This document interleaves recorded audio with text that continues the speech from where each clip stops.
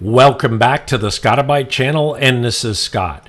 So a few months ago, I presented a tutorial that was entitled Home Lab Network Monitoring Tools, where I went over NetAlert X, which is a tool that you can use in your home lab to monitor your local area network.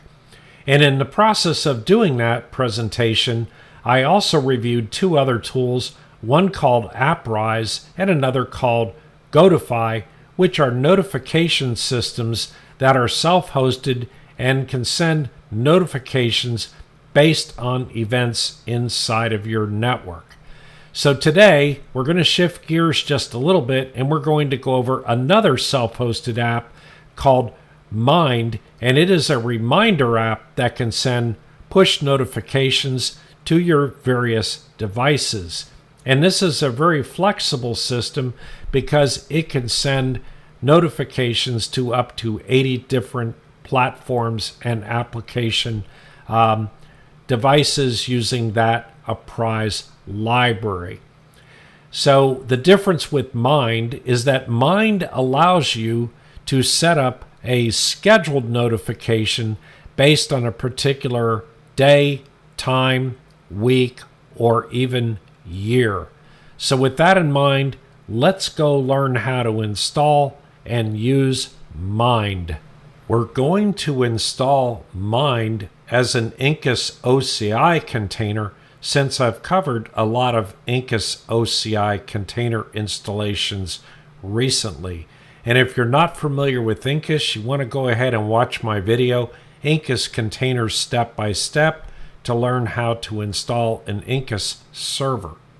So to begin with here, I'm going to go ahead and do an Incus network create LAN type MAC VLAN, and the parent equals bridge 0. So I'm creating a network, and the reason I'm doing that is because there isn't quite as much flexibility in the networking for Docker OCI containers yet, since Docker OCI containers are a fairly new feature of Incus.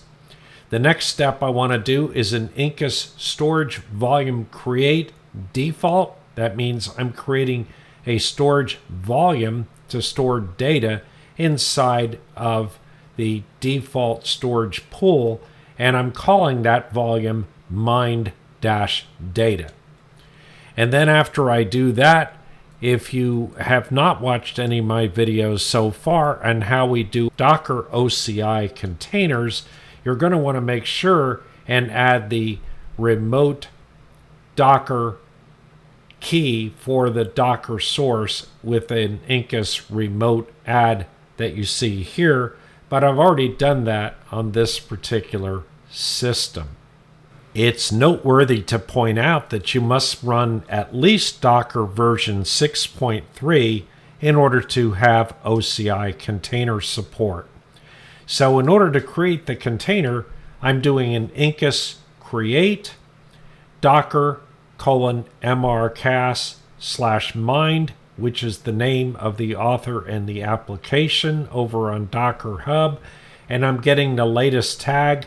I'm calling the name of the container Mind, all in uppercase, and I'm passing in an environment variable for the time zone.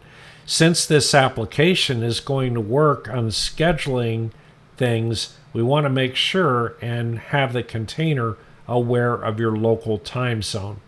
And then I have boot.autostart equals to true, and I'm setting it to use the network I just created called LAN. The Incus create command that I just completed creates the container but does not yet start it. And the reason for that is because we want to attach our storage volume to the container before we start it. And we do that with an Incus storage volume attach default, because the volume is in the default storage pool.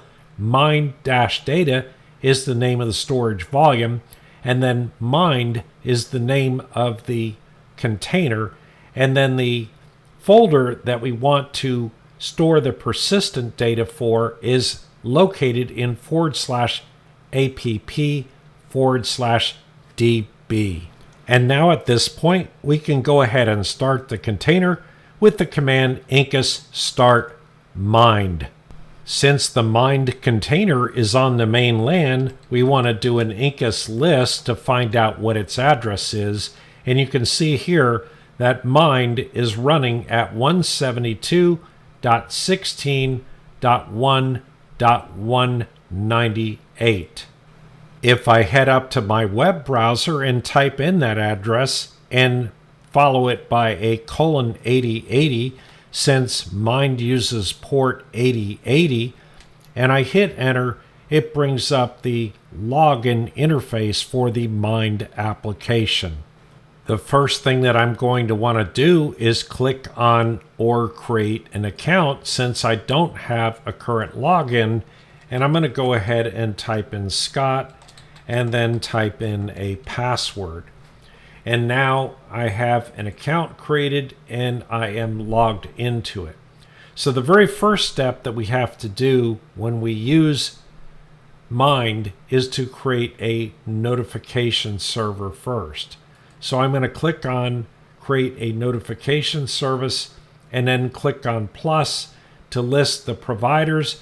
And there is a huge list of providers that are offered here. And I'm just going to use Notifier as an example since I covered that in a previous video. So I'll go ahead and click on Notifier. I'll just go ahead and name the service Notifier. This is just for my purposes. And then we have to go get a Notifier token. So I'll go over to Notifier over here, and looks like my Notifier is receiving a message. So I'm going to go ahead and delete that because I'm aware of that. I believe it just found the server we created. And I'm going to go under apps and I'll say create an application. And I'll just call this notifications and then create it. And then under notifications, I hit the eyeball and I make a copy of this API token here. And then I go back over to the reminders section. I paste this token in here. And then I'm going to need to provide the address or host name for my Notifier server, which is 172.16.1.220. And then I'll go ahead and add that. Now that I have that added in here, I can go back to home and I can click on add a reminder. When I add a reminder, I can say something like, this is a reminder. And then I can go ahead and click on the date and time. I'll go ahead and have that come out today. The time right now is 3:23 and 23 seconds. So I'll go ahead and make that for 3:25. And then I'll go ahead and click back on this. And then I'll add something down here. This is some more data that I might want to send. And then I can go ahead and add this. And so now I have a reminder added into the Mind application. We have the ability to add more reminders. You can really add as many reminders as you want. They also have the concept of adding a template and then static reminders. So we're coming up here in 5 seconds. I'll go ahead and go over to my Notifier and just sit here, and there's the message. This is a reminder. This is some more data that I might want to send. So timed reminders is what is the purpose of using the Mind application. Moving back over to the Mind main menu, on the left-hand margin, we have this double bell icon, and if we click on it, it gives you the notification services, and this is where you can add additional notification services beyond the Notifier notification service that we entered.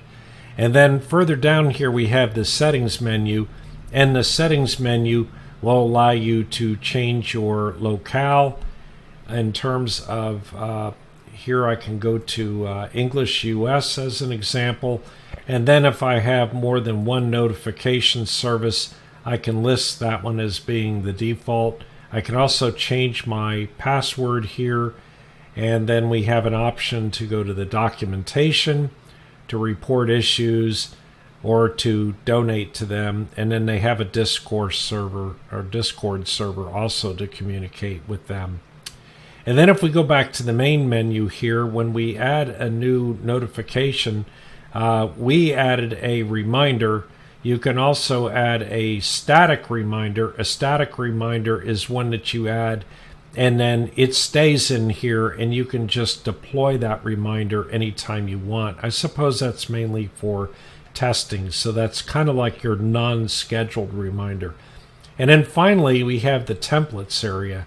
And the templates area will let you create a template for a particular notification. And then when you go to create a new notification, you can instead use a template which will have a predefined title or predefined text that you want to send in that particular notification. So in summary, Mind is a great self-hosted open source application to keep you abreast of all of your reminders. Anyway, that's it for today. Please subscribe and like to the channel, and don't forget to hit your notification bell, and we'll see you next time.